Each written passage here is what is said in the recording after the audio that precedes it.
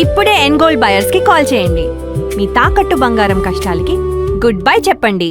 Super sir. మీరు చూసుంటారు, చాలా వీడియోస్ బయటకు వచ్చినాయి. థియేటర్లో మల్లెపూల పల్లకి సాంగ్ ప్లే అవుతున్నప్పుడు కొన్ని వందల మంది స్క్రీన్ ముందుకు వెళ్ళిపోయి అది ఒక పూనకం వచ్చినట్టు ఇంచుమించు నేను ఈ ఇంటర్వ్యూ స్టార్టింగ్గా చెప్పాను, థియేటర్స్ గుడ్లుగా మారిపోతున్నాయని చెప్పేసి. ఆ విజువల్స్ చూస్తున్నప్పుడు ఎలా అనిపిస్తుంది? ఇదంతా మీరు కన్సీవ్ చేసింది కదా, మీ మైండ్ నుంచి వచ్చిన ఈ ప్రోడక్ట్? లేదండి, ఆడియన్స్ కన్సీవ్ చేసిందే. ఆడియన్స్కే ఇస్తారా క్రెడిట్? వాళ్ళు అనుకున్నారు, అది జరిగింది. ఎందుకంటే డెఫినెట్లీ నేను మల్లెపూల పల్లకి సాంగ్ ఉండాలి అని చెప్పేసి స్క్రిప్ట్ లెవెల్లోనే ఒక లీడ్ వేసుకొని షూటింగ్ చేస్తున్నాము. దాని తర్వాత సోషల్ మీడియాలో ఒకరు స్టార్ట్ చేసి తర్వాత బర్స్ట్ అయింది. అవును. సో నా ఇంటెన్షన్ వాళ్ళ ఇంటెన్షన్ ఒకటే అయిపోయింది. వాళ్ళు అప్పటి నుంచి స్టార్ట్ చేశారు, మేము గుళ్ళు చేసేస్తాం థియేటర్స్ని. సో నేను ఆ విషయంలో వాళ్ళు ఏదైతే ఒక యాంటిసిపేషన్ ఉందో, వాళ్ళ మనసులో ఏదైతే ఒక బలంగా ఒక కోరిక, అయ్యప్ప పాటలు థియేటర్లో వస్తుంటే మేము డ్యాన్స్ చేయాలి, అయ్యప్పని సెలబ్రేట్ చేసుకోవాలని ఏదైతే అనుకున్నారో దాన్ని మాత్రం సిన్సియర్గా తీసుకొని పాట చేయించుకునే విధానం. కానీ శేఖర్ మాస్టర్ గారు పిలిపించి, మాస్టర్ నేను ఇందాక చెప్పాను, మీరున్నా లేకపోయినా నేనున్నా లేకపోయినా చరిత్రలో నిలిచిపోద్ది ఈ పాట యూట్యూబ్ ఉన్నంత వరకు. సో దేవుడి పాట లాగే ఉండాలి డ్యాన్స్, కానీ ఎనర్జీ తగ్గకూడదు అన్నప్పుడు ఆయన భలే పట్టుకున్నారు. అది పట్టుకుని ఇప్పుడు ఆ స్టెప్ చూస్తే మీకు సినిమా స్టెప్ లాగా ఉండదు.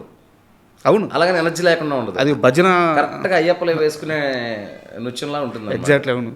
సో అలా ఎన్నో జాగ్రత్తలు ఇట్స్ నాట్ దట్ ఈజీ అండి. ఇప్పుడు లక్షల మంది పీపుల్ రేపు ఇరుముడిలో ఏమొస్తుందని దాన్ని మ్యాచ్ చేయడం, it's not that easy. It needs so much of expectations ఉన్నప్పుడు ఎక్స్పెక్టేషన్స్ని మ్యాచ్ చేయడం ఒకటి కష్టం అండి. దాన్ని ఆర్గానిక్గా క్రియేట్ చేయడం, దానికి నేను ఒక్కనే కాదు, మా ఆర్ట్ డైరెక్టరు, మా కెమెరామ్యాన్, శేఖర్ మాస్టర్, ప్రొడ్యూసర్స్ అందరికి ఒకటే, రేపు థియేటర్లో అది వచ్చినప్పుడు మనం మ్యాచ్ చేసి అలా ఆనందపడాలి అనేది ఒకటే దాంట్లో. కానీ నమ్మకం ఉంది, కంటెంట్ మీద నమ్మకం ఉంది. సో ఈరోజు అది జరుగుతుంది. అసలు ఎన్నిండి బాబు వీడియోలు అలా లింకులు వస్తూనే ఉన్నాయి. అంటే ఏ వీడియో ఎక్కడదో ఏ థియేటర్లో అర్థం కావట్లేదు. అన్ని థియేటర్లో ఒకటే విజువల్. కరెక్ట్. మొన్న అయితే అసలు ఏదో ఒక దీన్ని చూస్తే బస్తాలతో లోపలికి తీసుకెళ్తున్నారు పువ్వులు. ఎంతకంటే ఏం కావాలి సార్? మీరు ఒక మాట అన్నారు ఇప్పుడు మాట్లాడుతూ, ఆర్గానిక్గా రావడం అని చెప్పి.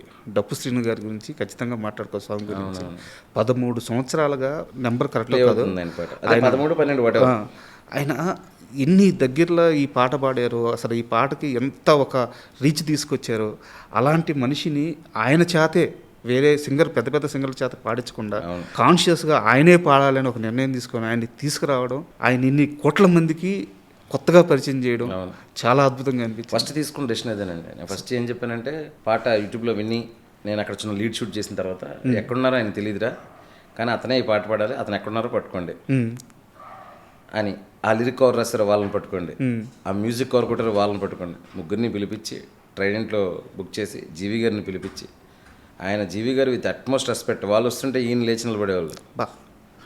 అంటే ఏంటంటే ఆయన ఒకటే చెప్పారు నాకు, సార్ 13 సంవత్సరాల నుంచి ఈ పాట ఇక్కడ పుట్టి ఇక్కడ ఎంతమంది కనెక్ట్ అయ్యారంటే, ఆ పాట వాళ్ళు చేశారంటే వాళ్ళదే ఆ మ్యాజిక్, ఆ పాటకు సంబంధించిన ఆ క్రెడిట్ అంతా వాళ్ళదే అని చెప్పేసి వాళ్ళని పిలిపించి వాళ్ళ సజెషన్స్ అన్నీ తీసుకొని పాడించినప్పుడు గొంతు అప్పుడు యూట్యూబ్లో వినేదానికి దీనికి శృతి కానీ చిన్న వాయిస్లో బేస్ కానీ కొంచెం తగ్గినట్టు అర్థమైంది. మళ్ళీ రెండోసారి పాడించాం. థియేటర్లో మారిపోయింది సార్.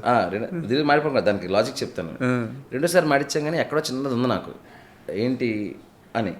సాంగ్ స్టార్ట్ అయ్యి ఒకరోజు ఒక హాఫ్ డే షూటింగ్ చేసేసరికి అసలు మేము మర్చిపోయాం అసలు ఆ గొంతులో ఏముందని అంత వైబ్ వచ్చేసింది సెట్ మొత్తానికి. అవును, నేను సేమ్ అదే చెప్పాను, ఎవరు కంగారు పడొద్దు, ఒక 2 రోజులు అలవాటు కోసం. ఎందుకంటే 15 సంవత్సరాలు వినేస్తున్నారు సేమ్ ఫ్రీక్వెన్సీ, ఆ పాతది. దాని నుంచి ఈ ఫ్రీక్వెన్సీకి రావడానికి ఒక 2 రోజులు పడుతుంది. థియేటర్లోకి వెళ్ళిన తర్వాత మాత్రం రవితేజ గారి డ్యాన్స్, స్వాములు, ఆ వైబు, ఆ పల్లకి, ఈ వీటిల్లో అసలు హ్యాపీగా ఎంజాయ్ చేస్తారు, డౌటే లేదు. అలాగని మనం భయపడిపోయి ఏదో తప్పు చేసేసామని కంగారు పడిపోయి ఏది ప్లేబ్యాక్ సింగర్తో పాడించామనుకోండి, లేదు, అది ఇంకా మోర్ డ్యామేజ్ అవుతుంది. అవును. సో అదొక conscious decision. And thank God Ayyappa దయ వల్ల నేను అనుకున్నది జరుగుతుంది థియేటర్లో. Super sir. అండ్ నేను ఇప్పుడు అడగబోయే క్వశ్చన్ ఇరుముడు గురించి కాదు, సినిమా గురించి కూడా, మీ పాత సినిమాల గురించి కూడా కాదు, మీ సెన్సిబిలిటీ తెలిసి నేను మీ సినిమాలు చూసి అడుగుతున్నాను. మీ జీవితంలో బ్యాక్గ్రౌండ్లో అమ్మగారు కానీ, మీ భార్య కానీ, లేదా పిన్ను అత్తో ఎవరో ఒక అమ్మమ్మ, ఒక బలమైన స్త్రీ ఉన్నారు, మిమ్మల్ని జీవితంలో చాలా పెద్దగా ఇంపాక్ట్ చేసిన మనిషి ఆమె అనిపిస్తుంది. నిజమేనా? బలమైన స్త్రీలు సార్, తొమ్మిడి కుటుంబం అండి. నా పిన్నిలు, మా తాతయ్య గారు, మొత్తం మా అమ్మ మొదట ఆవిడ, దాని తర్వాత 5 కూతుర్లు, 4 కూతుర్లు, అంటే 4 పిన్నులు, వాళ్ళ పిల్లలు, మేము, అమ్మ వాళ్ళ సైడ్ నుంచి అంతే. సో ఏంటంటే చిన్నప్పటి నుంచి చుట్టూ ఫెమినిన్ వరల్డ్ ఉందన్నమాట.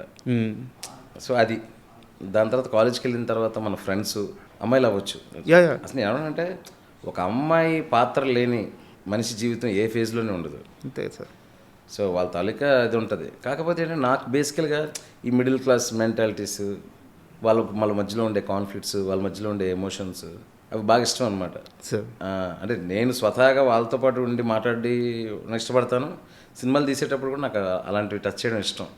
నిన్ను కోరి మధ్యలో లైట్ హార్టెడ్గా లవ్ స్టోరీలు కాబట్టి అలా తీసాము. ఇందులో ఆ లవ్ యాంగిల్ కాకుండా ఇంకా అంతకంటే పెద్ద కాజ్ ఉంది, పర్పస్ ఉంది దీనికి. గర్ల్స్ వాళ్ళ చుట్టూ ఉండే ఒక ప్రపంచం, అందులో ఒక ఇన్నోసెంట్, ఆ ఆడవాళ్ళ వెనకతలు నిలబడే ఒక ఇన్నోసెంట్, వాడికి తాగడం అనే ఒక ఫ్లా, దాంట్లోంచి నన్ను ఎక్స్ప్లోర్ చేసుకోవడానికి అవకాశం ఇచ్చింది ఈ సినిమా. సార్ అందువల్ల చేయగలిగాను. నాకు బాగా అనిపించింది ఎక్కడంటే కొన్ని డైలాగులు ఉన్నాయి సార్. ఆడపిల్లని పెంచాల్సింది భయంతో కాదు, ధైర్యంగా పెంచాలి, ఆ పిల్లలో ధైర్యం ఉండేలా పెంచాలని చెప్పి ఒక సీన్ ఉంటుంది. హీరో గారు చెప్తారు. అండ్ ఇంకో డైలాగ్ వచ్చేసి, మన పిల్లల వెనక ఒకడున్నాడు, పైన చెయ్యేస్తే చంపేస్తాడనే భయం లేకపోతే వాళ్ళని మనం కాపాడుకోలేమని చెప్తారు. ఎంత బలమైన మాటలు అయ్యి. అంతే కదండి సార్. మనం చూస్తున్నాం కదా ఇవన్నీ. నేను దీంట్లో డిస్కస్ చేయాలి, నిలబడాలి, ధైర్యంగా మాట్లాడాలి, అది ఏ ప్రాబ్లం అయినా సరే, జస్ట్ స్పీక్ అవుట్. దాని తర్వాత అది ఎంత దూరం వెళ్తుందనే తర్వాత విషయం, మాట్లాడాలి అనే ఒక విషయాన్ని చెప్పడానికి ట్రై చేశాను. అది ఏదో లైట్ హార్టెడ్గా స్పీచ్లాగా చెప్తే ఈ కాలంలో అవ్వదండి. కొన్ని విషయాలు గట్టిగా చెప్తేనే, గుండెకి తగిలేలా చెప్తేనే అవి నిలబడతాయి బ్రెయిన్లో. అందుకే నేను కొంచెం ఇంటెన్స్గా చెప్దామని డిసైడ్ అయ్యాను ఈ పాయింట్ని. చాలా లైట్ హార్టెడ్గా ఒక ఫ్యామిలీ కథలా కూడా చెప్పొచ్చు, కానీ అది ఇంపాక్ట్, ఇమేజ్ నిలబడాలండి. కనీసం సినిమా చూసిన తర్వాత వచ్చి 2 గంటలు కనీసం ఇంకొకరితో షేర్ చేసుకోవాలి. ఈ పాయింట్ చెప్పాడరా, ఈ పాయింట్ ఇందులో డిస్కస్ చేశారని నాకు ఫీలింగ్ అయినా ఉండాలి సార్. స్వతహాగా నాకు సినిమాని థియేటర్లో వదిలేసేయడం కంటే అది ఏదో టేక్ అవే చేయాలనే మెంటాలిటీ నాది నా ఫస్ట్ ఫిలిం నుంచి. లక్కీ ఇది 100% టేక్ అవే చేసింది. In that way very fortunate. And more over అంటే అయ్యప్పస్వామి ఎలిమెంట్ ఉన్నా సరే, ఓన్లీ అయ్యప్పస్వామి ఎలిమెంట్, అయ్యప్పస్వామి పాటలు మాత్రమే ఉండి గుడ్ మూవీ కానీ గుడ్ రైటింగ్ కానీ లేకుండా ఉంటే కష్టమైపోయేది. సో సినిమా రైటింగ్ కానీ మీరు తీసిన విధానం కానీ చాలా అద్భుతం. ముఖ్యంగా ఆ తండ్రి కూతురు మధ్య ఉండే ఆ బాండింగ్, అసలు థియేటర్లో కూర్చొని సినిమా చూస్తుంటే ఇంటికి వెళ్ళిపోయి ఎప్పుడు నా బిడ్డని హగ్ చేసుకుందామా అనిపిస్తుంది. అది యాక్చువల్గా జరిగిందండి. నాకు చాలామంది కాల్ చేసి, అంటే ఇండస్ట్రీలో పెద్ద పెద్ద ప్రొడ్యూసర్స్, డైరెక్టర్స్ కూడా నాతో 2-3 చెప్పిన మాట ఏంటంటే, చూసిన తర్వాత ఒకరు ఏం చెప్పారంటే యుఎస్ వెళ్ళాలంట వాళ్ళ పాప, చూసిన తర్వాత ఎయిర్పోర్ట్కి వెళ్ళారంట సార్ సెండ్ ఆఫ్ ఇవ్వడానికి. అంతే కదా, ఆ బంధం వేరు కదండి, ఆ బాండ్ వేరు. దాన్ని టచ్ చేస్తే అది అలా బ్లాస్ట్ అవుతుంది. అది హ్యూమన్ ఎమోషన్కి ఉండే ఇది, అది కూడా father daughter emotion, father son emotion, what ever. అవును. సో అలాగే ఇంకొకరు కూడా థియేటర్లో చూసిన వెంటనే డాటర్ దగ్గరికి వెళ్ళడం, అలాంటివి చాలా జరిగాయి. అయితే మీ రైటింగ్ విషయానికి వస్తే, ఒక లైన్ అనుకున్న తర్వాత దాని చుట్టూ పీఠముడులు మీరే బిగించుకుంటారు. అవును. మీరే విప్పుకుంటూ వెళ్తారు. చాలా కష్టమైన మార్గాన్ని ఎంచుకుంటారు కథ చెప్పడానికి. నిన్ను కోరి కానీ ఆ లైనే చాలా కాంప్లెక్సిటీ ఉన్న లైన్. మజిలీ కానీ, ఇరుముడి కానీ, ఈవెన్ ఖుషి కూడా. ఖుషిలో ఒక బ్యూటిఫుల్ లవ్ స్టోరీ ఉంటుంది. కానీ ఒక atheist family, God believer family మధ్యలో అలా నలిగిపోయారని ఆ కాంప్లెక్సిటీ అక్కడ ఉంటుంది. సో ఎందుకు ఇంత కష్టమైన మార్గాన్ని ఎంచుకుంటారు కథ చెప్పడానికి? రియల్ లైఫ్ అలాగే ఉంటుందండి. రియల్ లైఫ్ ఇప్పుడు మిడిల్ క్లాస్ ఫ్యామిలీ లోపలికి వెళ్తే వాళ్ళకి వచ్చే ప్రాబ్లమ్స్, అక్క చెల్లెల మధ్యలో ఒక చీర గురించో, లేదంటే ఫ్యామిలీ మెంబర్స్ మధ్య, అన్నదమ్ముల మధ్యలో 60 రూపాయల కోసం, చాలా చిన్న చిన్న విషయాల కోసమే ఎమోషనల్గా లోన్ అయిపోతారు. మిడిల్ క్లాస్ ఫ్యామిలీలో ఆ బ్యూటీ ఉంటుంది. 1000 కోట్లు 2000 కోట్లు ఉన్నోడికి ఏముంటుంది, సాదాసీదాగా వెళ్ళిపోద్ది తన లైఫ్. ఎక్కడైతే బతకడానికి కష్టం ఉందో అక్కడే కాన్ఫ్లిక్ట్ వస్తుంది. ఆ కాన్ఫ్లిక్ట్లో ఆ పర్టికులర్ మనుషులు ఎలా రియాక్ట్ అయ్యారు, అందులో ప్రేమ ఉంటుంది, జల్సీ ఉంటుంది, ద్వేషం ఉంటుంది. అలాంటి వాటి మీద సినిమా తీయడం ఇష్టం అనమాట. సో అందుకే ఇప్పుడు ఈ సినిమాకి వచ్చేసరికి ఇది కంప్లీట్గా డిఫరెంట్ ప్రెమైస్ అనుకోండి. అసలు ఆ గర్ల్స్ చుట్టూ ఏంటి, అసలు మన ఇళ్ళలో మన కూతురుతోనే ఒక బాండింగ్, బయట చాలామంది కూతుర్లు ఉంటారు. ఇలాంటి ఒక ఎమోషనల్ వరల్డ్లో ఒక ఇన్నోసెంట్ ఒక చిన్న ఫ్లాతో ఆడి ట్రావెల్, ఆడియన్స్ రిలేట్ అయ్యి తనని ఫీల్ అయ్యి తద్వారా తన ఎక్స్పీరియన్స్ చేసిన వాళ్ళు ఎక్స్పీరియన్స్ చేసి ఫైనల్గా ఒక మెచ్యూరిటీ లెవెల్తో బయటకు రావాలనేది పాయింట్ అనమాట నేను అనుకున్నది. డెప్త్ అది. అయితే మీ రైటింగ్ గురించే మాట్లాడుతున్నాను కాబట్టి నాకు ఒక చిన్న ఇన్ఫర్మేషన్ తెలిసింది, అది అడుగుతాను. మీరు స్టార్టింగ్ సీరియల్స్కి వర్క్ చేసేవాళ్ళు, మీ పక్కన నరేష్, లక్ష్మణ్ అని చెప్పి మీ ఫ్రెండ్స్, వాళ్ళు కూడా వాళ్ళు కూడా సో అంటే నేను వాళ్ళతో మాట్లాడలేదు, వేరే వాళ్ళతో మాట్లాడాను. శివ నిర్వాణ మాట్లాడుతుంటే ఒక క్లారిటీ ఉంటుంది, చాలా బలంగా అంటే నేను సీరియల్స్ గురించే చెప్తున్నాను సార్, ఆ టైం గురించే చెప్తున్నాను. తనకేం కావాలో చాలా బలంగా నిలబడతాడు. అది చూసేవాడికి అర్థం కాదు. తన అవుట్పుట్ వచ్చిన తర్వాత ఎందుకు అంత బలంగా నిలబడుతున్నాడో, ఎందుకు అంత వాదిస్తున్నాడో